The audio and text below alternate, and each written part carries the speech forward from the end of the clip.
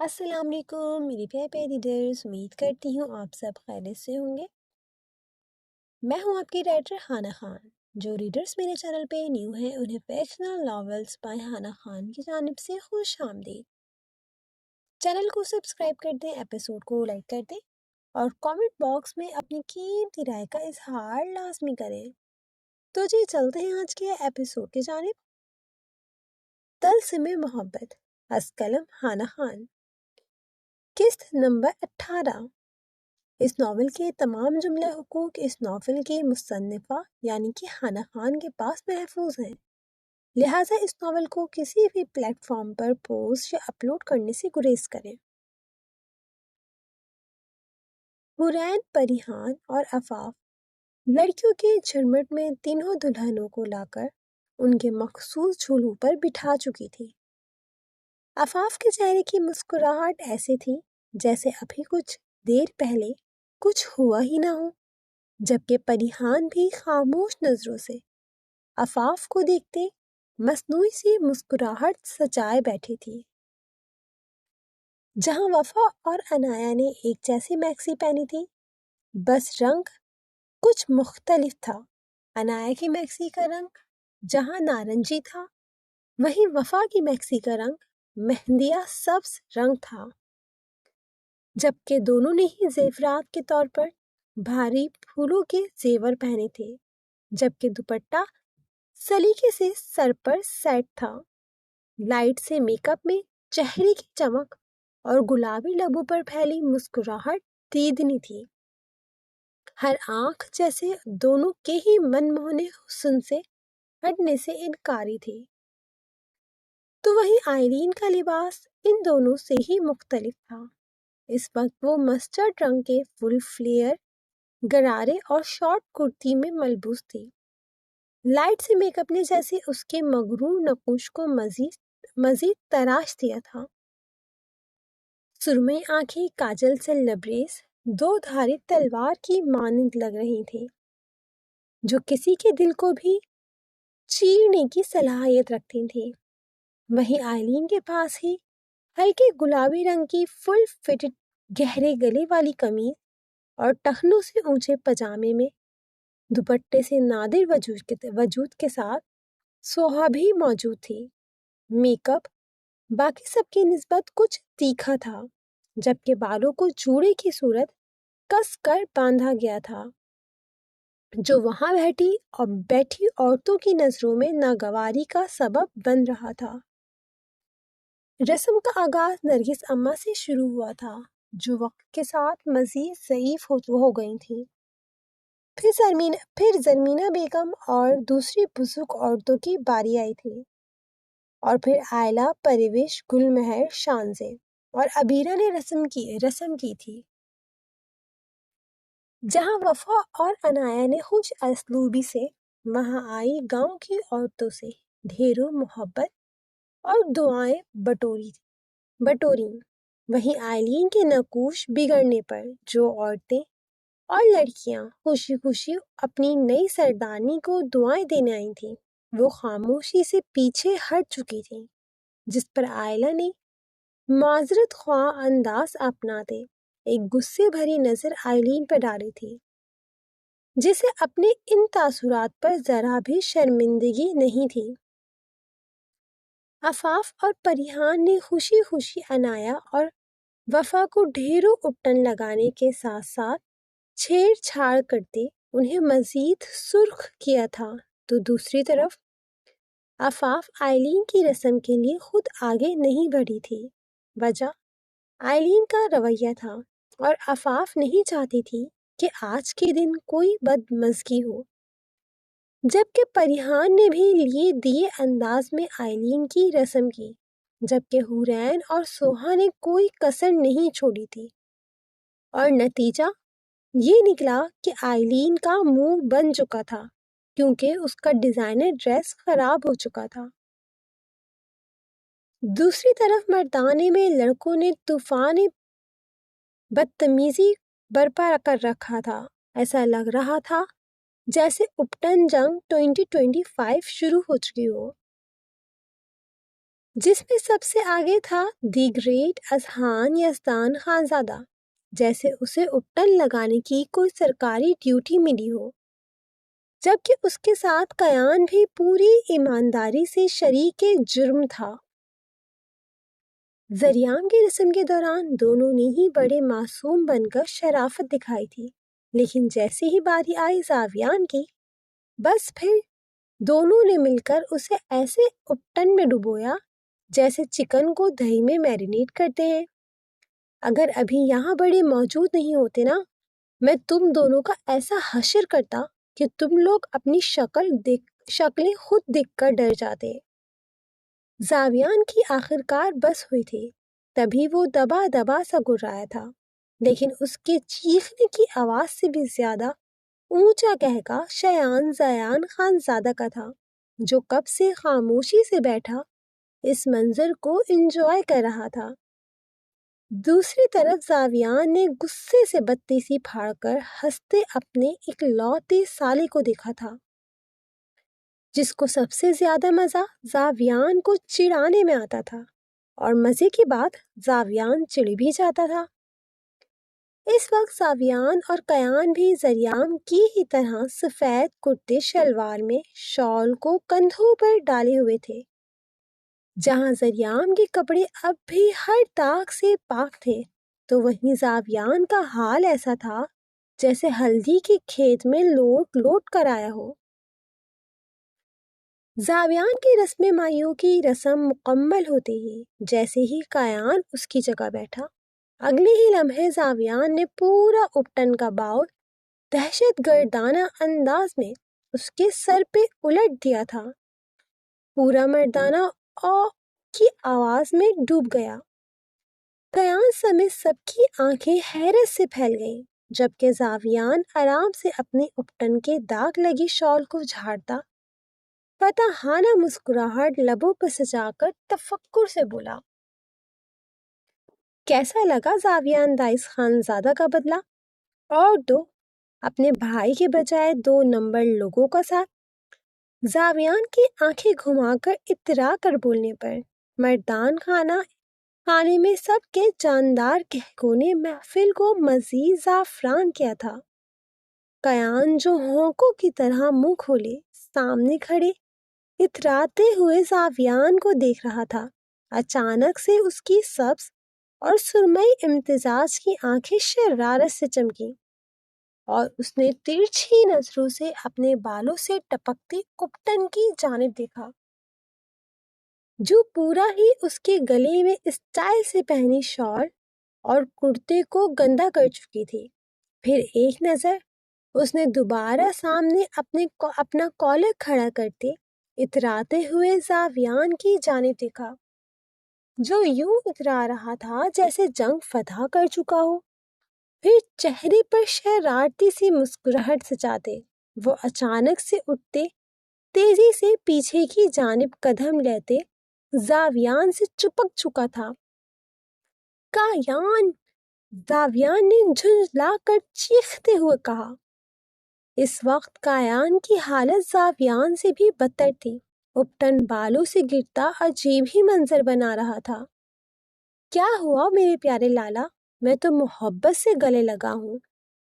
قیان نے آنکھوں میں شرارتی سی چمک لیے، جبکہ چہرے پر بلا کی معصومیت سجا کر زاویان کے کان میں سرگوشی کی، جس پر زاویان نے زوردار مکہ اس کی کمر پر چڑھا تھا۔ جانتا تھا کہ قیان کے گلے لگنے کا مقصد محبت تو ہرگز نہیں ہے، محبت میں وہ کبھی اسے لالا نہیں بلاتا تھا۔ جبکہ قیان تسلی سے زاویان کا بچا کچا حلیہ بھی خراب کر چکا تھا۔ قیان دائس خانزادہ سے پنگا از ناٹ چنگا لالا جان۔ قیان نے زاویان سے دور ہٹتے اس کی جانب دیکھتے کہکا لگایا تھا، جس میں زاویان نے بھی ایک نظر خود کو دیکھ کر اس کا پورا ساتھ دیا تھا۔ غازیان شہروز زیان اور یزدان کے ساتھ دور کھڑا دائس خانزادہ اپنے دونوں بیٹوں کو خوش دیکھ کر دلکشی سے مسکرا دیا۔ چلے بھائی باہر چلتے ہیں، میں نے اتنا اچھا ارینجمنٹ کیا ہے۔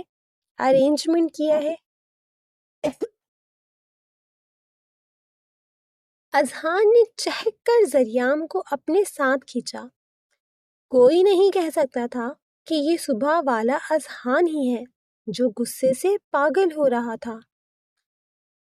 اذہان کے اس طرح کھینچنے پر جہاں سب لڑکے ہنستے ہوئے اس کے ہمراہ باہر کی جانب بڑھے، وہیں یزدان، شہروز، غازیان، زیان اور دائس اور خانزادہ اور داؤد خانزادہ سمیت تمام مرد حضرات کے ساتھ بیٹھک کی جانب بڑھ چکے تھے۔ اب بھلا بچوں کے ساتھ ان کا کیا کام؟ جبکہ زاویان اور قیان نے ایک دوسرے کی جانب دیکھتے کہکا لگایا اور اپنے کمروں کی جانب بڑھ گئے تاکہ فریش ہو کر باقی سب کو جوائن کر سکیں۔ باہر آتے ہی ٹھنڈی ہوا کے جھونکے نے سب کے ہی وجودوں پر ہلکا سا لرزہ طاری کیا۔ خان حویلی کے پیچھے پھیلا ہوا سبز میدان دھند میں ڈوبا ہوا تھا۔ ایک طرف گھوڑوں کا استبل اور تھوڑی دور پہاڑیوں سے بہتے ہوئے آبشار کی آواز ٹھنڈی ہوا میں ایک مدھم اور پرسکون موسیقی کی طرح گونج رہی تھی۔ درختوں کی قطاریں چاند کی چاندنی میں سیاہ سایوں کی طرح استیدا تھیں اور عین وسط میں لمبی لمبی جلتی ہوئی لکڑیوں کا بڑا سا دائرہ تھا جہاں آگ جل رہی تھی۔ آگ کے شعلے ہوا میں اڑ رہے تھے تو وہیں آگ کا زرد اور نارنجی رنگ ارد گرد بکھر کر اس سرد رات میں کچھ گرماہٹ کا باعث بن رہا تھا۔ وہیں جیسے ہی ان سب نے اس جگہ پر قدم رکھا تو ڈھول کی بھاری تاپ تھاپ اور دل پختون عطن کا روایتی ڈرم یا موسیقی کا ساز کی گونج پورے گارڈن ایریا میں یکدلت گونجی تھی۔ سردی شدت کی تھی مگر ڈھول کی تھاپ اور کچھ جلتی ہوئی لکڑیوں نے ماحول کو گرم کر رکھا تھا۔ اذہان نے پرمسرت سے انداز میں سب لڑکوں کو باری باری کوہنی سے پکڑ کر آگ کے گرد جمع کرنا شروع کیا۔ چلو بھائی آج کوئی بہانہ نہیں چلے گا، آج عطن ہوگا پورے جوش و خروش کے ساتھ، وہ بھی پورا روایتی انداز میں، اذہان نے چہکتے ہوئے کہا اور باری باری سب نے اپنی پوزیشن سنبھالی۔ لالا چلے نا یار، یقین جانے آپ کی بھی شادی ہے۔ اذہان کے شرارتی سے لہجے پر زریام نے بھویں اٹھا کر کچھ سنجیدگی سے اس کی جانب دیکھا، جس پر اذہان نے معصومیت سے زریام کی جانب دیکھا اور ہلکا سا مسکرا دیا۔ مجھے بخش دو اذہان خانزادہ، میں ہرگز ایسا کچھ نہیں کروں گا، بھلا میں یہ سب کرتے اچھا لگوں گا؟ زریام نے ہاتھ کھڑا کرتے جیسے اذہان کو ٹالنا چاہا۔ لالا یہ کوئی جواز نہیں ہے، ویسے آپ سردار بن گئے ہیں، اس کا مطلب یہ ہرگز نہیں ہے کہ آپ بوڑھے ہو گئے ہیں۔ شایان نے آگے آ کر بیچ میں مداخلت کی، جس پر زریام آگے بڑھ کر شایان کو اپنے سینے میں بیٹھ چکا تھا۔ تم مجھے بے حد عزیز ہو شایان، پاس رہا کرو میرے، خفا مت ہوا کرو۔ زریام نے شایان کے بالوں پر لب رکھتے محبت سے کہا، جس پر شایان نم سا مسکرا دیا۔ مجھے جیلسی ہو رہی ہے لالا۔ اذہان کے ناک سکڑ کر آنکھیں چھوٹی کر کے بولنے پر شایان اور زریام کہکا لگا اٹھے تو وہیں زنان خانے میں عنایہ کی خاص ملازمہ نے آ کر اس کے کان میں سرگوشی کی، جس پر عنایہ کی آنکھیں چمکی تھیں۔ اس نے حورین کو اشارے سے بلا کر اس کے کان میں سرگوشی کی۔ عطن شروع ہو چکا ہے حور، میں مس نہیں کرنا چاہتی۔ انائے کی سرگوشی پر حرین نے سبز آنکھوں کو چھوٹا کر کے اپنی ہونے والی بھابھی کی بے تابیاں ملاحظہ کی تھی، جس پر انایا نے معصوم سی صورت بنا کر حرین کی جانب دیکھا تھا، جس پر حرین ہنس دی۔ اور واقعی کچھ دیر میں وہ لوگ سیکنڈ فلور پر زاویان کے کمرے میں موجود تھے، جہاں سے بآسانی نیچے کا منظر دیکھا جا سکتا تھا، جہاں سب لڑکے مسرور سے انداز میں عطن کی روایتی بیٹ پر ڈانس کر رہے تھے۔ رسمیں ہو چکی تھی تو ان سب کو وہاں سے جانے کی اجازت مل چکی تھی۔ آئلین سوہا کے ہمراہ اپنے کمرے کی جانب بڑھ گئی تھی، جبکہ زنان خانے سے ڈھول کی آواز کے ساتھ ساتھ عورتوں کے روایتی گیت گانے کی آوازیں بھی سنائی دے رہی تھیں۔ تو ادھر ڈھول والے نے ہاتھ اوپر اٹھا کر اگلا بیٹ مارا اور فضا میں روایتی پشتو عطن کی آواز گونجنے لگی۔ مجھے پشتو نہیں آتی، اس لیے گانا بھی مجھے نہیں پتا، بڑی مشکل سے سرچ کر کے نکالا ہے۔ خیر، پشتو کو چھوڑ کے میں آگے کنٹینیو کر رہی ہوں۔ ڈھول کی تھاپ تیز ہوئی، ان کی آوازیں گونجیں، لڑکوں نے ہاتھوں میں ہاتھ ڈال کر گول دائرہ بناتے ایک ساتھ پاؤں زمین پر مارے، جس سے پیدا ہوتی ایک پر لطف سی آواز نے ماحول کو مزید اپنے سحر میں جکڑا تھا۔ آہستہ آہستہ جلتے ہوئے الاؤ کے گرد عطن کا دائرہ تیز اور مزید پرجوش سا ہونے لگا تھا۔ کیان اور زاویان بھی فریش ہوتے ان سب کو جوائن کر چکے تھے، تو آخرکار اذہان کے بار بار بلانے پر ذریعام کو بھی ہار مانتے ہوئے آگے بڑھنا ہی پڑا۔ تو وہیں اوپر زاویان کے کمرے کی بالکنی سے جھانکتی انایا کی نگاہوں کا مرکز زاویان کا خوبرو مسکراتا ہوا چہرہ تھا، تو اس کے ساتھ کھڑی وفا کے چہرے کی مسکراہٹ میں بھی کیان کو دیکھتے ایک الگ ہی رنگ بکھرا تھا۔ البتہ پریحان کی نگاہیں اذہان کے چہرے سے ہوتے اپنے برابر میں ہی کھڑی عفاف کے چہرے پر جم چکی تھیں، جس کی شہد رنگ چمکتی آنکھیں نیچے موجود ایک شخص پر جمی تھیں، جبکہ گلابی ہونٹوں پر دھیمی سی مسکراہٹ بکھری تھی، جس سے شاید وہ خود بھی انجان تھی، اور وہ شخص تھا ذریعام غازیان خانزادہ، جو اب ہنستے ہوئے اور کہکا لگاتے ہوئے نیچے آگ کے گرد عطن کرنے میں مصروف تھا، جس کے باعث اس کے دونوں گالوں پر موجود ڈمپلز پوری شان سے چمک رہے تھے۔ دوسری طرف حرین کا حال بھی الگ نہ تھا، وہ تو جیسے دنیا مافیا سے بیگانہ ہو کر شیان سے نظریں ہٹانا ہی بھول چکی تھی۔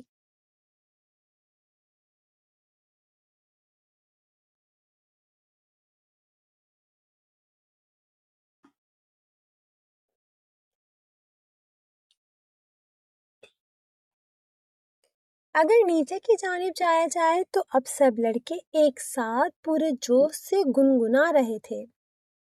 جیسے ہی گانے کی تیز بیٹ آتی، اذہان، شیان، کیان، زاویان، ذریعام اور شاویز سمیت سارے کزنز اور ان کے دوست آگ کے گرد دائرہ بنا کر پرجوش سا گھومنے میں مگن ہو جاتے تھے۔ کوئی ہاتھ اوپر اٹھا رہا تھا تو کوئی شال کو ہوا میں لہرا رہا تھا، اور کوئی روایتی پشتو قدموں کی تھاپ پر آگے بڑھ رہا تھا۔ ڈھول اور دل کی تھاپ کے ساتھ ساتھ آگ کے اٹھتے شعلوں اور لڑکوں کے پرمسرت انداز میں کرتے عطن نے ماحول کو خوابناک سا بنا دیا تھا۔ مردانے میں موجود بیٹھک سے اسی جانب دیکھتے یزدان اور غازیان سمیت باقی تینوں بھی مسکرا دیے۔ ایسا ہی خوبصورت دور وہ بھی اپنی زندگی کا گزار چکے تھے۔ آفاف کی بچی، ہاتھ آ جاؤ، تم بچو گی نہیں۔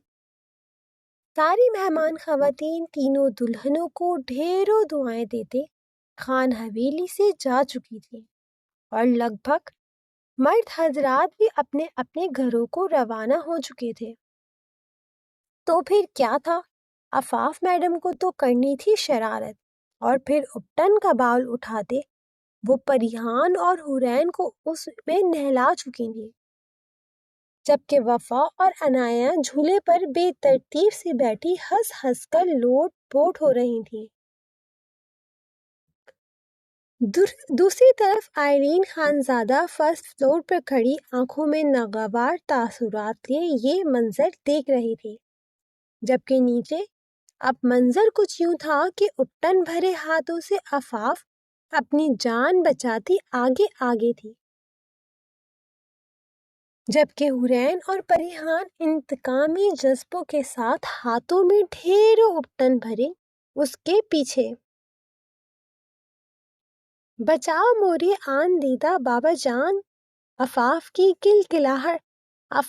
کھلکھلاہٹوں کے ساتھ ساتھ دی جانے والی دعائیوں پر سب خواتین ہی ہنس دی تھیں۔ آئلہ نے بے ساختہ دل میں اس سنہری آنکھوں والی تتلی کی نظر اتاری تھی جو 15 سال پہلے جاتے جاتے اس حویلی کی رونق بھی اپنے ساتھ لے گئی تھی، اور آج یہ در و دیوار ایک بار پھر جیسے جی اٹھے تھے۔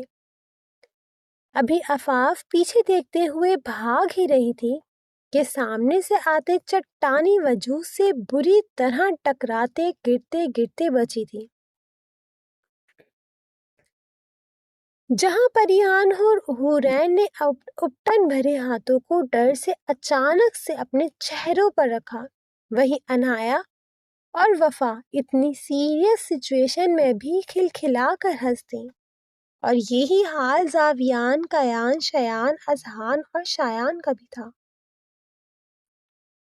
جبکہ شاویز اور اس کے ساتھ کھڑے وجود نے نفی میں سر ہلا دے پہلے افسوس سے پریحان اور حورین کی جانب دیکھا، جو اب روحانسی سی صورت بنائے ایک دوسرے کو دیکھ رہی تھیں، کیونکہ دونوں کے ہی چہرے اس وقت اپٹن سے بھر چکے تھے جو وہ ہاتھوں میں لیے آفاف کے پیچھے بھاگتے اسے لگانے کی خواہاں تھی۔ تو ایک نظر خود سے آگے کھڑے زریام خانزادہ کو دیکھا، جس کا چہرہ خوفناک حد تک غصے سے سرخ ہو چکا تھا۔ آفاف نے ڈرتے ڈرتے اپنی شہد رنگ آنکھیں کھولی تو شہد رنگ آنکھوں کا زوردار تصادم خود کو گھورتی سرخ ہوتی سبز آنکھوں سے ہوا تھا۔ آفاف نے ایک دم سے زریام کی سفید شال پر گرفت ڈھیلی کرتے منہ پر ہاتھ رکھتے اس کے سفید کرتے کی جانب دیکھا تھا، جبکہ زریام نے بھی گردن جھکا کر ناگواری سے اپنے سینے کی جگہ سے قمیص پر چھپے آفاف کے ہاتھوں کے نشان دیکھے تھے۔ آفاف نے تھوک نگلتے روحان سے ہوتے قدم پیچھے کی جانب لیے تھے، وہ زریام کی نفاست پسند طبیعت سے واقفیت رکھتی تھی۔ تم ابھی زریام نے سخت لہجے میں آفاف کو سخت سست سنانے کے لیے لب کھولے ہی تھے کہ آفاف کے پرجوش سے انداز میں چیخنے پر اس نے ضبط سے اپنی آنکھیں میچیں، جبکہ شیان نے تو تقریباً اپنے کانوں میں انگلیاں ڈالی تھیں۔ ابتسام لالا، آپ؟ آفاف کے جوش و خروش سے چیختے ہوئے اپنی جانب بڑھنے پر شاویز کے ساتھ کھڑا ابتسام چودھری ہنس پڑا تھا، جبکہ اذہان نے حسرت سے اس منظر کو دیکھا تھا۔ جی میری گڑیا، کیسی ہیں آپ؟ ابتسام نے آفاف کے اپٹن لگے چہرے کو دیکھتے مسکراہٹ ضبط کرتے شفقت بھرے لہجے میں پوچھتے ہوئے اس کے سر پر ہاتھ رکھا تھا، جبکہ فرسٹ فلور پر کھڑی آئلین کی سرمئی آنکھوں میں آفاف سے نرمی اور مسکراتے لبوں کے ساتھ بات کرتے ابتسام چودھری کو دیکھتے نمی کے ساتھ ساتھ سرخی بھی اتری تھی۔ دل میں پھانس سی چبھی تھی اور پھر وہ تیزی سے پلٹ گئی تھی۔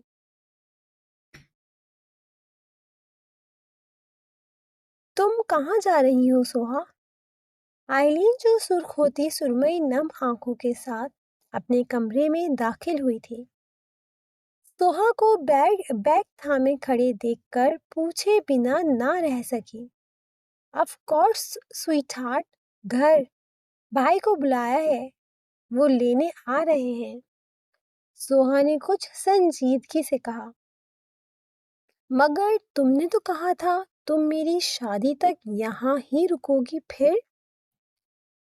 آئلین نے سوہا کا ہاتھ تھامتے پریشانی سے پوچھا۔ سوچ کر تو یہی آئی تھی، مگر سچ کہوں تو اذہان کو پریہان کے پیچھے پھرتے دیکھ کر مجھے بہت تکلیف ہوتی ہے۔ تمہیں کیا پتا، تم نے کبھی محبت تھوڑی کی ہے۔ سوہا نے ممکنہ حد تک آواز کو نم کرتے ہوئے کہا۔ ضروری نہیں ہے سوہا کہ محبت کرنے والے ڈھنڈورا بھی پیٹے۔ کچھ دل خاموش محبت کرتے ہیں، جب محبوب اس محبت کو بے دردی سے ٹھکرا دے تو وہ محبت برے دل ویسے ہی خاموشی کا لبادہ اوڑھ لیتے ہیں۔ آئلین نے آہستہ آواز میں کہتے اپنے قدم ڈریسنگ روم کی جانب بڑھائے تھے، جبکہ سوہا نے آنکھیں چھوٹی کرتے تنقیدی نظروں سے آئلین کی جانب دیکھا تھا۔ مطلب اب یہ مت کہنا کہ تمہیں ذریعام خانزادہ سے محبت ہے، کیونکہ تمہاری سرمئی آنکھوں میں ذریعام خانزادہ کو دیکھ کر وہ چمک نہیں ابھرتی جو ان آنکھوں کا خاصا ہونی چاہیے تھی۔ سوہا کی بات پر آئلین کے ڈریسنگ روم کی جانب بڑھتے ہوئے قدم تھمے تھے، جبکہ آنکھوں کے سامنے کسی کا خوبرو چہرہ گھما تھا۔ ویسے ایک بات کہوں، برا نہ ماننا، وہ چمک میں نے کسی اور کی آنکھوں میں دیکھی ہے، اور ایسی چمک کہ جان مارنے کا دل کرے۔ سوہا نے شاطرانہ انداز میں آئلین کی پشت کو دیکھتے ٹھنڈی آہ بھری تھی، جس پر آئلین نے آنکھوں میں تیزی سے ابھرتی نمی کو قابو پاتے پیچھے مڑ کر سوالیہ نظروں سے سوہا کی جانب دیکھا، جس پر سوہا کھلکھلا کر ہنس دی۔ جانے دو، میں نہیں چاہتی کہ میری بیسٹ فرینڈ پلس ہونے والی نند اپنی جان جلائے۔ سوہا نے اب کی آنکھیں ٹپٹپاتے جان لٹاتی نظروں سے آئلین کی جانب دیکھا تھا، جس پر آئلین نم سا مسکرا دی۔ اس وقت آئلین صرف تنہائی کی خواہاں تھی۔ ویسے ایک بات بتاؤ، تم میں اور عام سی عورتوں میں کیا فرق ہے؟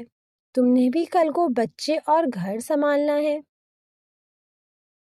سوہا نے بڑی چالاکی سے آئلین کو اپنی باتوں میں الجھانے کی کوشش کی۔ کیا مطلب؟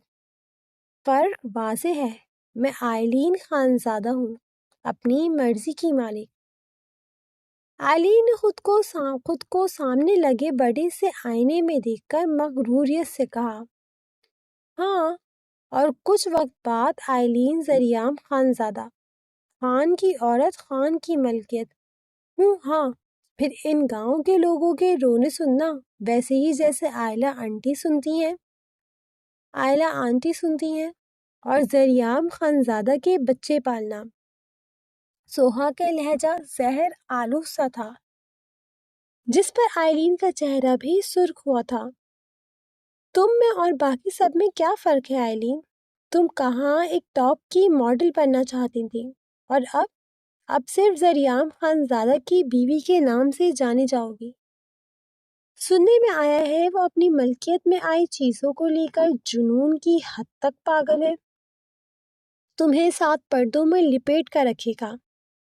کہا تھا تھوڑی ہمت کر لو، لائف سیٹ ہو جائے گی، تمہارا نام ہوگا، پہچان ہوگی، مگر تم، سوہا نے غصے سے کہتے آخر میں افسوس سے آئلین کی جانب دیکھتے سر جھٹکا تھا، جو خود اپنی نظریں جھکا چکی تھی۔ زریام ایسا۔ ابھی آئلین کچھ بولتی ہی کہ سوہا چڑ سی گئی تھی۔ او پلیز آئلین، خدا کے لیے اپنے بارے میں سوچو، خود کو ایک موقع تو دے کر دیکھو، صرف ایک آخری موقع۔ اگر پھر بھی کچھ نہ ہو تو بے شک وہی کر لینا جیسا سب چاہتے ہیں۔ میں نہیں چاہتی کہ میری بیسٹ فرینڈ کی کوئی خواہش ادھوری رہ جائے اور تمہیں آگے زندگی میں ایک پچھتاوا رہے کہ تم نے اپنے لیے ایک کوشش نہیں کی۔ اگر اب بھی تم اپنے خوابوں کے لیے کچھ نہیں کرتی تو یاد رکھو، اگر ایک بار تم زریام خانزادہ کی ملکیت میں چلی گئی تو تم اس کی پابند ہو جاؤ گی، وہ تمہارا مالک بن بیٹھے گا، اس کے حکم اور رضامندی کی محتاج ہو جاؤ گی۔ سوہا نے آئلین کو دونوں بازوؤں سے تھام دے اب کے کچھ عاجزی سے کہا، جس پر آئلین کی آنکھوں میں نمی سی اتری تھی۔